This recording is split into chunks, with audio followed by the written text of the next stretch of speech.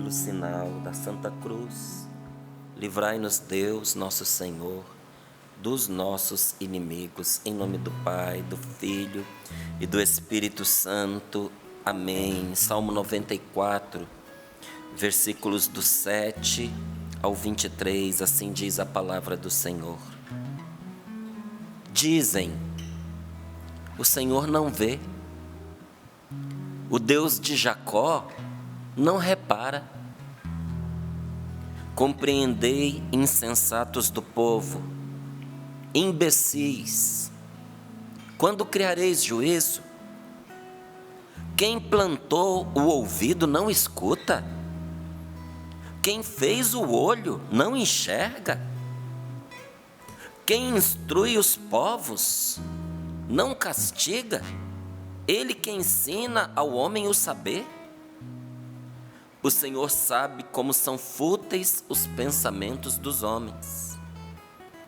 Feliz o homem a quem educa, Senhor, e que instruis pela tua lei, para dar-lhe repouso nos dias maus, até que se cave a fossa do ímpio.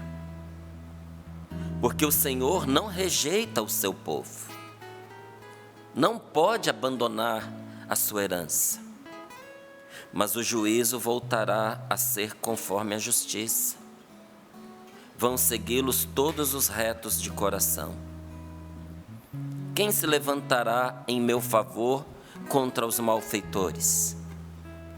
Quem ficará do meu lado contra os maus? Se o Senhor não fosse o meu auxílio, em breve eu habitaria no reino do silêncio. Quando eu digo: o meu pé vacila, tua graça, Senhor, me sustenta. Quando estou oprimido pela angústia, teu conforto me consola. Pode ser teu aliado um tribunal iníquo que comete violências transgredindo a lei? Assaltaram a vida do justo e condenam o sangue inocente. Mas o Senhor é a minha defesa. Rocha do meu refúgio é meu Deus. Ele fará recair sobre eles a sua malícia. Pela sua perfídia, Deus os destruirá. O Senhor, nosso Deus, os destruirá. Palavra do Senhor. Graças a Deus. Graças a Deus. Isso aqui é a palavra de Deus diante das injustiças, gente. Nunca pense que Deus ignora o que acontece, que Deus não vê a sua causa, que Deus não vê as suas angústias, não vê as suas aflições, nem as angústias e as aflições do pobre, porque o Senhor vê. O Senhor vê e nós precisamos ter o temor de Deus diante disso, porque o Senhor olha para os seus. Por isso, uma pessoa sábia, uma pessoa inteligente, nunca ataca alguém que está em sofrimento, mesmo que esta pessoa não seja do seu grupo mais querido, mesmo que você não goste da pessoa. Porque Deus toma a causa do sofredor em suas mãos, sabia? E eu sempre procurei ter muito cuidado com isso, porque diz a palavra de Deus que a bênção do indigente, o mendigo, aquele que na rua pede ajuda, sobe rapidamente aos céus, mas que Deus também ouve a maldição que eles lançam. Maldição não vai pegar em qualquer pessoa, mas recai sobre aquele que se torna objeto dessa maldição, que fez por onde, que foi causa de tristeza, de dor para aquela pessoa que o amaldiçoou. Não, eu não quero estar entre esses. É pelo contrário. Eu quero estar entre aqueles que são os abençoados. E muitas vezes a gente se esquece disso e acha que Deus está pouco se lixando, que Ele lavou as mãos para as coisas que estão acontecendo e que o injusto está vencendo, e que o mal está prosperando, e que as coisas ruins estão ganhando. E quando começam a pensar desse jeito, vem alguém e diz assim: olha, Deus não vê. Está aqui, ó, versículo 7. Deus é cego, Deus está preocupado com as coisas dele. Deus tem coisas mais importantes para cuidar do que se preocupar comigo. Deus pôs a gente nesse mundo e a gente é que se vira. Você está redondamente enganado. Há milênios atrás, já diziam isso, olha, o Senhor não vê, Deus não repara em nada, o Senhor de Jacó não repara. E aí vem a palavra de Deus e diz: compreendei, seu insensato, seu imbecil, quando é que você vai criar juízo? Será que aquele que pôs o ouvido nas pessoas não escuta? Será que aquele que criou o olho não enxerga? Quem instrui os povos, quem direciona as nações, você acha que esse que dá as direções, ele não castiga? Ele que ensina ao homem o saber? O Senhor sabe como são fúteis os pensamentos dos homens. Se Deus sabe, a gente também deveria saber como são fúteis os pensamentos dos homens. De uma pessoa que hoje está aqui e amanhã não está mais. Hoje ela está fazendo planos, às vezes até em litígio contra alguém, brigando, xingando, fazendo maldade, lutando em busca de uma recompensa, em busca de uma conquista que ela nem sabe se vai desfrutar, porque os dias que ela tem nesta terra não está nas mãos dela. Não está. São fúteis os pensamentos dos homens. Os nossos pensamentos são fúteis porque às vezes quem a gente acha que está contra nós não está. A gente vê inimigo onde a gente não tem. Gente, quando nós estamos na escuridão, afastados de Deus, esses dias a gente falava isso aqui no Sonhando para a Vida, a gente confunde até Jesus com fantasma.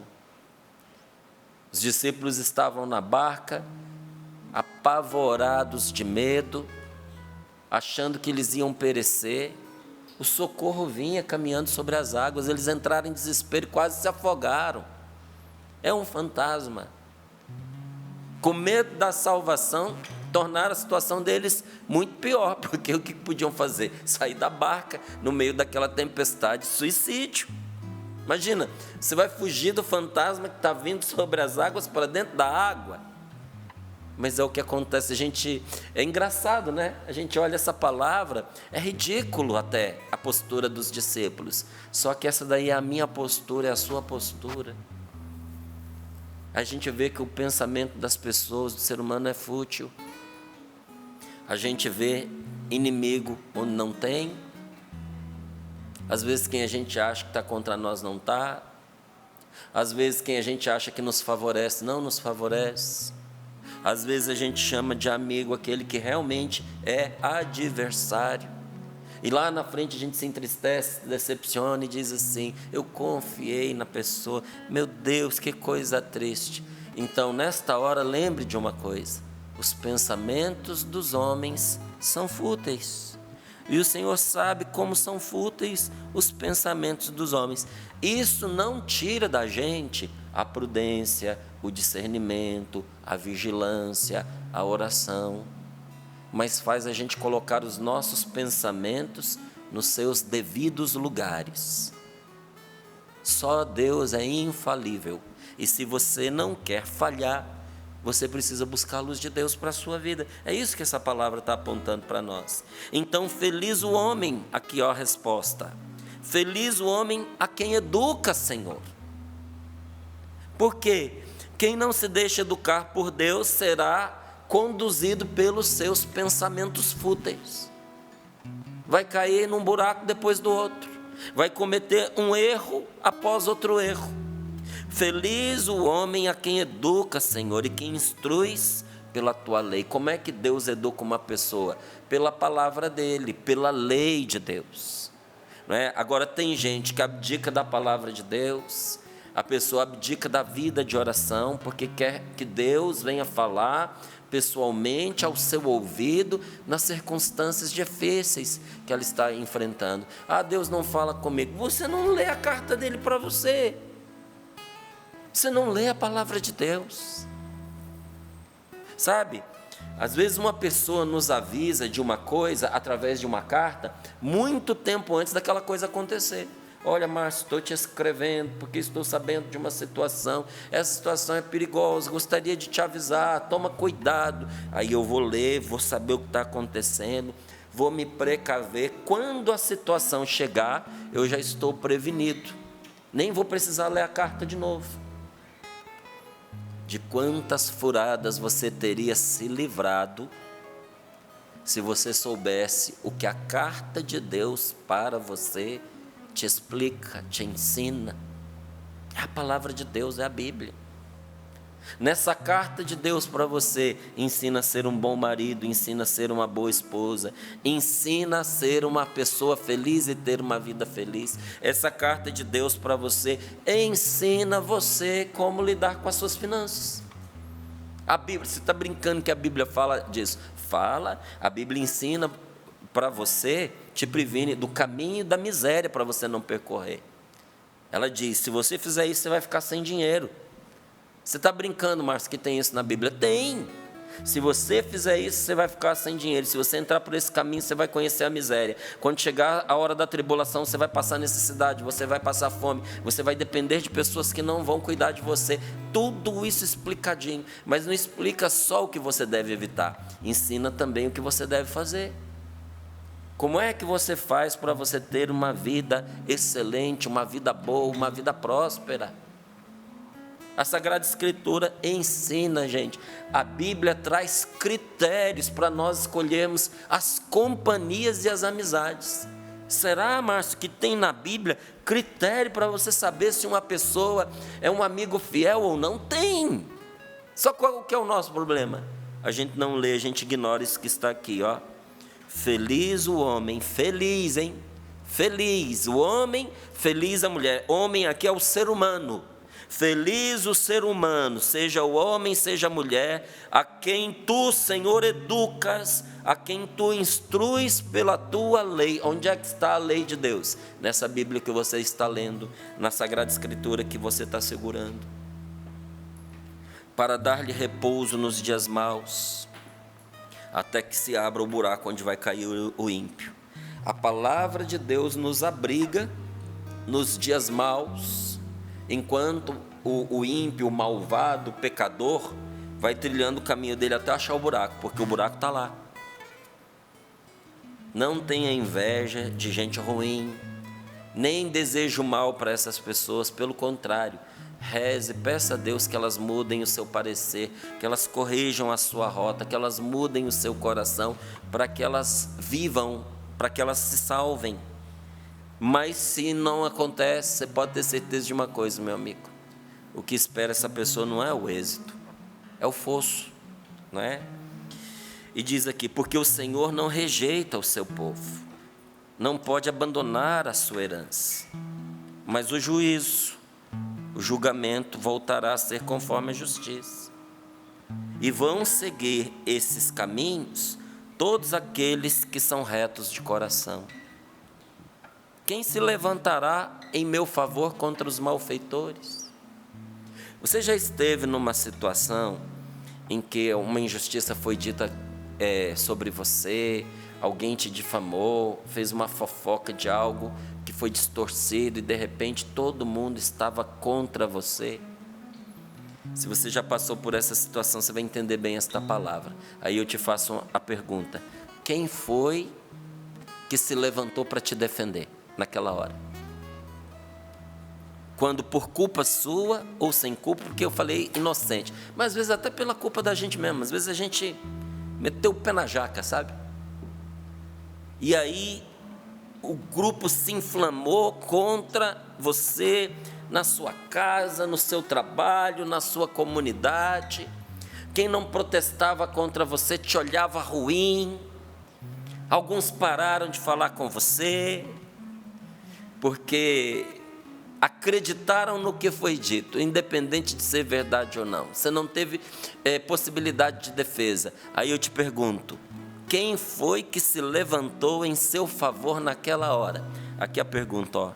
Quem se levantará em meu favor contra os malfeitores? Quem ficará do meu lado contra os maus? Aí vem a resposta. Se o Senhor não fosse o meu auxílio, se o Senhor não fosse o meu socorro, eu tinha chegado ao fim naquele dia. Os meus dias teriam acabado. Eu teria sido despedaçado. Em breve eu habitaria o reino do silêncio. Aí, para mim, o coração desta palavra hoje está no versículo 18. Mas eu vou dizer conforme eu estou acostumado a rezá-lo. Porque nem na Bíblia Ave Maria, nem aqui na Bíblia, a tradução da CNBB, está do jeito que eu rezo. A palavra diz assim: quando eu penso, estou quase caindo, tua mão me sustenta, Senhor. Oh Deus, maravilhoso. Quantas vezes diante dos meus momentos de dor e de sofrimento, esse versículo 18 foi o meu alento, foi o meu alimento e foi o meu louvor. Porque eu estava para cair, para sucumbir diante das dificuldades, das aflições, das incompreensões. E às vezes não é só ataque que vem de fora não, vem de dentro também. As tentações, você está sujeito ao pecado. E quando você pensa, não vou aguentar, eu vou ceder à tentação, eu não vou aguentar, eu vou ceder à pressão, eu não vou aguentar, eu vou cair debaixo da opressão. Quando eu penso, agora fui, estou quase caindo, inesperadamente, de onde você menos imaginava, surge o socorro de Deus. E o Senhor te pega, te ampara, te cuida, te renova, te levanta. Tentam te destruir e o Senhor te reconstrói de novo, e de novo, e de novo, e de novo. Como a palavra dele nos assegura, toda arma forjada contra ti será fadada ao insucesso quando você está com Deus. Esta palavra é mais real do que o ar que a gente respira, meus irmãos. Quando eu penso, estou quase caindo, tua mão me sustenta, Senhor. E eu digo a você, que daquelas aparentes derrotas, né? Porque às vezes a gente supõe um fracasso, a gente supõe uma derrota. De supostas derrotas, Deus tira as suas maiores vitórias. Quem não abandona a Deus, quem persevera junto de Deus, mesmo tendo caído. Porque cair não significa desistir. Cair significa cair. Estava indo, querendo servir a Deus, me desequilibrei. Me desequilibrei emocionalmente, me desequilibrei espiritualmente. Porque a gente oscila, a gente tem altos e baixos, a gente tem momentos fortes de vida de oração e a gente tem momentos fracos de vida de oração. Tem hora que a gente carrega os outros nos ombros e tem hora que os outros nos carregam, porque é assim a vida nesse mundo, a luta nesse mundo. Mesmo quando você vacila, mesmo quando você cai, mesmo quando você quebra uma promessa que você fez para Deus, o Senhor não te abandona por causa disso. Deus continua fiel a você. E aquela derrota, aos seus olhos e aos olhos dos outros, pode parecer uma derrota. Mas como você não desanimou, como você não desistiu de Deus, como você não renunciou a perseverar, Deus faz daquela aparente derrota das maiores vitórias da sua vida. Diga para mim se é ou não é verdade o que eu estou te contando. Você que tem caminhado com Deus. Que os maiores testemunhos que você tem para dar vêm dos momentos mais obscuros da sua vida. São justamente os momentos mais graves, mais tenebrosos e mais vergonhosos da nossa vida. São desses momentos que brotam as maiores vitórias de Deus. Verdade ou não é verdade? Você confirma ou não confirma o que eu estou dizendo para você? Meu querido, muitas vezes o inimigo parece ter ganhado por um momento. Por um instante parece que a tentação triunfou, parece que o diabo levou o prêmio, parece que o adversário ganhou. E Deus permite que isso aconteça. Deus permite.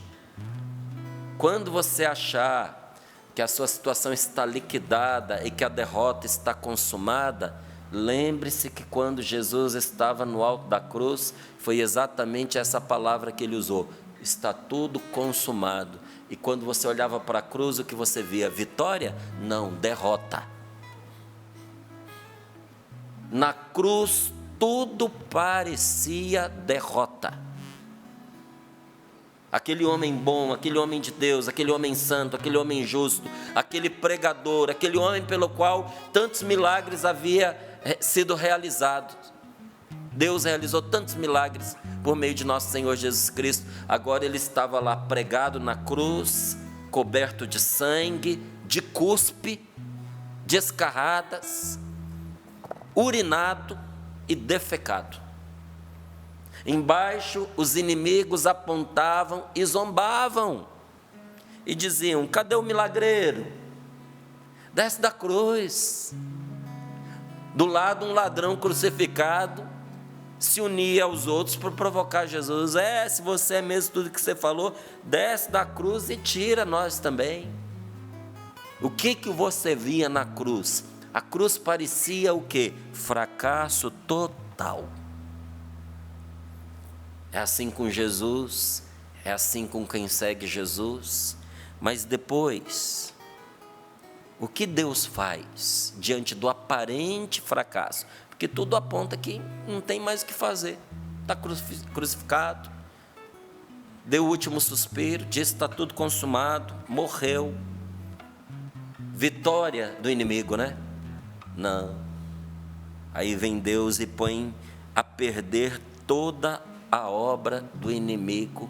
Vem Deus e desfaz a sua aparente vitória, como está escrito: Deus entrava os desígnios dos pecadores. Onde é que está isso, Márcio? Salmo 146, 9. Deus entrava os desígnios dos pecadores. Os planos dos pecadores travam no meio do caminho. Por isso, todo plano que a gente faz, embasado em pecado, com objetivos pecaminosos, com desejo de fazer o mal, em algum momento do caminho vai travar. E quanto mais rápido a pessoa vai, maior é o desastre. Imagine você que você está numa bicicleta descendo uma ladeira a 80 km por hora e trava o pneu da bicicleta. Adivinha o que vai acontecer? É o que acontece com muita gente, que vai veloz nos caminhos do erro.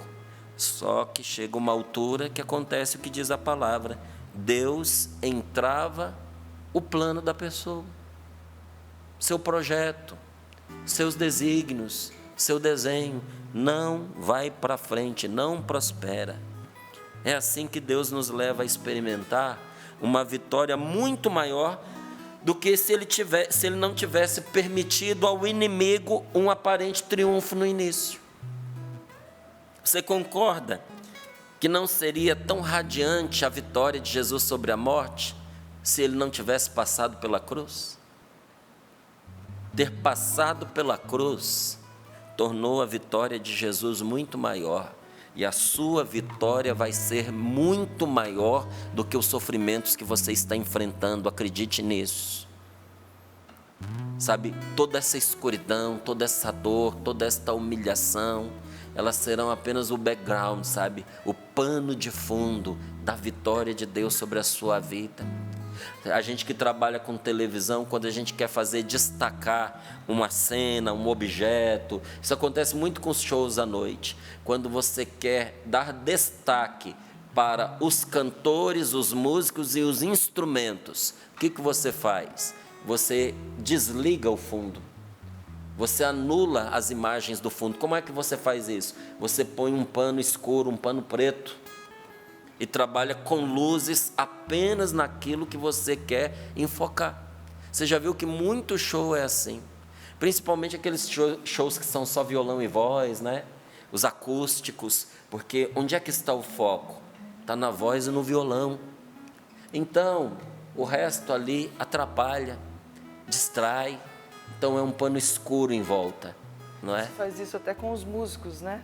Para dar mais relevância ao cantor, os músicos. Por que os músicos vão de preto?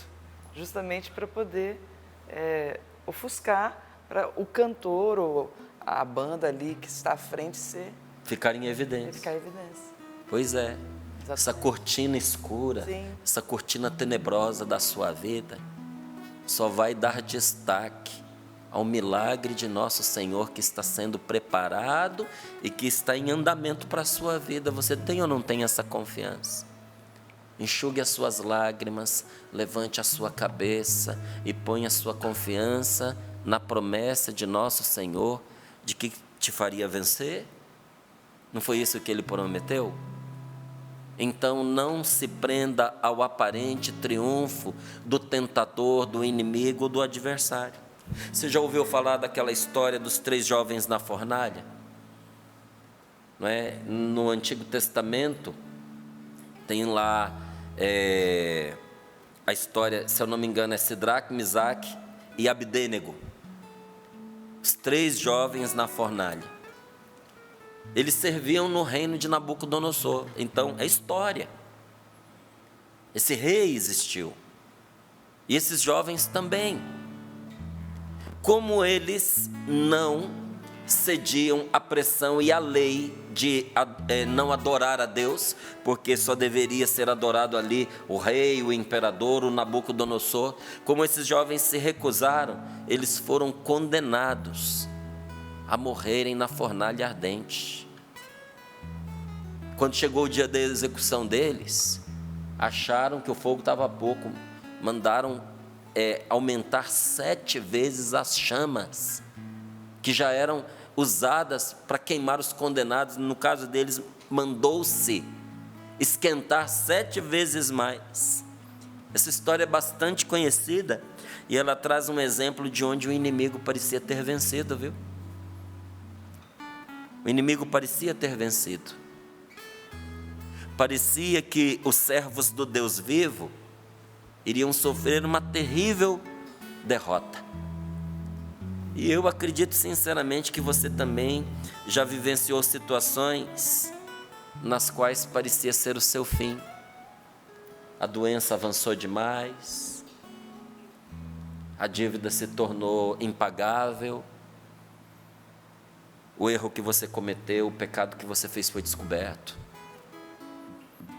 A sua boa fama foi dilacerada. Amigo que você tinha virou contra você. Marido foi embora com outra, a esposa foi embora com outro. Tomou um golpe. Tudo que você juntou na vida inteira foi embora, porque alguém roubou de você. Agora você não tem o mínimo sequer como recomeçar. Tudo indicava que era o seu fim. Todos acreditavam que você estava derrotado, sim. E quem não gostava de você se esbaldava, olhava, ria, dizia: "Tá vendo? Nunca me enganou. Eu sempre pensei isso a respeito dessa pessoa." Você consegue imaginar a derrota completa que esses 3 jovens pareciam estar sofrendo? Lançados na fornalha, com os inimigos assistindo, se congratulando, rindo, e o fogo sendo aceso com eles dentro. Consegue imaginar isso? Só que o queixo deles caiu da cara quando o fogo queimou as cordas que os amarravam, mas não pôde tocar neles. Como é que é, Márcio? Os 3 foram lançados lá dentro amarrados. E de repente, eles os viam no meio das chamas, andando, soltos, dançando. Como pode ser isso? O fogo havia queimado as cordas, mas não os havia tocado. O Nabucodonosor estava lá. Quem estudou história, estudou o Nabucodonosor. O Nabucodonosor estava lá, assistindo a cena, vendo aqueles homens que foram jogados para serem queimados, caminhando, louvando e dançando no meio das chamas. E sabe o que mais? Diz que foram lançados 3, mas apareceu um 4 lá no meio das chamas com ele. Deus estava com eles no meio das chamas. Deus está com você no meio da sua tribulação. Deus está com você no meio do fogo. Márcio, a minha vida está em chamas. Eu não duvido, não. Meteram fogo na minha vida. Não duvido, não. Eu fiz uma loucura e minha vida está em chamas. Não duvido, não. Mas se você não desertou do Senhor, eu tenho uma ótima notícia para te dar. Com você, no meio das chamas, está o seu Deus. E esse fogo vai queimar as cordas que te amarram. Será para você causa de libertação e não de destruição. Tenha confiança em Deus. Ou nós confiamos em Deus, gente, ou essa nossa vida que nós vivemos nesse mundo é muito miserável, não serve para quase nada. Nabucodonosor viu e disse para eles: saiam daí, podem vir para cá, para junto de mim. E quando esses homens saíram de dentro da fornalha por si próprios, nem um fio de cabelo estava tostado, nem a roupa deles tinha cheiro de fogo. Você sabe por quê? Porque não há outro Deus que pode salvar como o Senhor salva. Não tem. Quando eu penso, estou quase caindo, tua mão me sustenta, Senhor. O Senhor é o nosso socorro. O Senhor é o seu socorro. Você pode contar com a ajuda das pessoas, mas só um pode ser o seu Salvador. Não há ninguém que salva como o nosso Deus. Então essa aparente derrota resultou numa extraordinária vitória. Agora suponhamos que aqueles 3 homens tivessem perdido a fé. Na hora da condenação, perderam a fé, perderam a coragem e começaram juntamente com os outros que os estavam matando a dizer: onde é que está Deus que não vem nos livrar? Se em vez de fé e coragem tivesse ganhado espaço a murmuração e a descrença, certamente eles teriam sido queimados e Deus não teria sido glorificado. Então, se hoje, meu querido, se hoje você tiver que passar por uma grande provação, se nós precisarmos passar por uma tribulação de perder o fôlego, se nós tivermos que enfrentar aflições de nos descadeirar, não vamos enxergar nessas aflições uma derrota. Não vamos tomar isso em conta de fracasso. Vamos fazer diferente.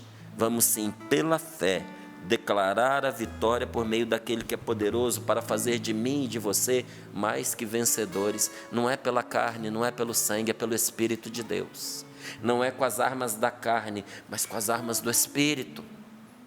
É com o perdão, é com a oração, é com o louvor, é com a gratidão que nós vamos estar unidos àquele que pode fazer de mim e de você, nas situações mais duvidosas, inacreditáveis da vida, Ele pode fazer de mim, de você e de cada um de nós, mais que vencedores. Então aguarde com confiança. Quem tem Deus não espera desgraça, quem tem Deus espera resposta. Quem tem Deus espera vitória. Uma vitória, uma mudança real. Uma mudança real logo vai aparecer na sua vida. Espere. Um dia eu fui... Olha, gente, tem umas coisas que acontecem comigo, meu temperamento não ajuda. Fui convidado para passar o Natal na casa de uma família, sentei ao lado de um senhor. E esse senhor resolveu fazer um discurso para mim defendendo o suicídio. Disse que tinha escrito um livro em defesa do suicídio, porque houve um momento na vida dele ele via isso como o único recurso e que ele achou uma coisa viável. Aí eu, ouvindo aquilo, sabe, fui me enfezando. Aí eu falei, pois é, e o senhor continua acreditando. Por que o senhor não se matou, então? Se é tão bom, por que o senhor está aqui? Ele, não, mas é que. Eu falei, aí o senhor quer infringir para os outros aquilo que o senhor não fez para o senhor mesmo? Eu falei, pelo amor de Deus, meu amigo, pelo amor de Deus. Eu falei, o senhor é um homem que tem idade para ser meu avô, e uma pessoa culta. Está me dizendo uma das coisas mais estúpidas que eu ouvi na minha vida. O senhor se deu uma chance e agora está aqui todo feliz, celebrando o Natal, abraçando as pessoas, e quer ensinar para os outros que nos momentos angustiantes, como o senhor viveu, que elas devem tirar a própria vida. Se o senhor tivesse tirado a sua vida, o senhor teria o seu neto no colo agora? O senhor estaria celebrando a vida? O senhor estaria sorrindo? Aguenta, porque passa. A sua missão não é ser seu próprio salvador. Não é você quem faz milagre. A sua missão é, com a graça de Deus, aguentar. Aguenta que passa. E a vitória vem como recompensa. Porque aquele que te criou nunca te abandonou e nunca deixou de te amar. Amém. Confia em Deus. Feche os seus olhos um pouquinho, se você puder. Põe as mãos sobre o seu coração. Nós temos que aprender que em todos esses lugares difíceis que Deus nos leva, Deus está criando para nós a oportunidade de exercitar a nossa fé. Ninguém exercita a fé em dias fáceis. Ninguém exercita a sua fé quando tudo vai bem, nenhuma dificuldade aparece. O Senhor está criando, está dando a você a oportunidade de exercitar a sua fé, para que essa fé traga resultados para a sua vida.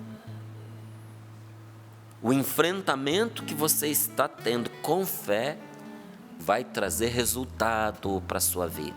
Um resultado que não viria sem a luta. Vai trazer resultado para a sua vida e vai trazer glorificação para Deus, porque Deus merece ser glorificado. Vai trazer testemunho para ser contado. Quem não passa por sofrimento não tem testemunhos para contar. Quem não passa pela dor não tem história de superação para contar. Quem não passou por reveses tem nada para ensinar à sua descendência, aos seus filhos, aos seus netos. Mas quem passou por tudo isso e pela graça de Deus venceu, tem testemunho para dar. Você vai ter testemunho para contar pela graça de nosso Senhor. Senhor, muito obrigado. Obrigado por esta manhã, obrigado por esta palavra. Obrigado porque o Senhor está conosco. Glórias e louvores a Ti, Senhor. Glórias e louvores a Ti.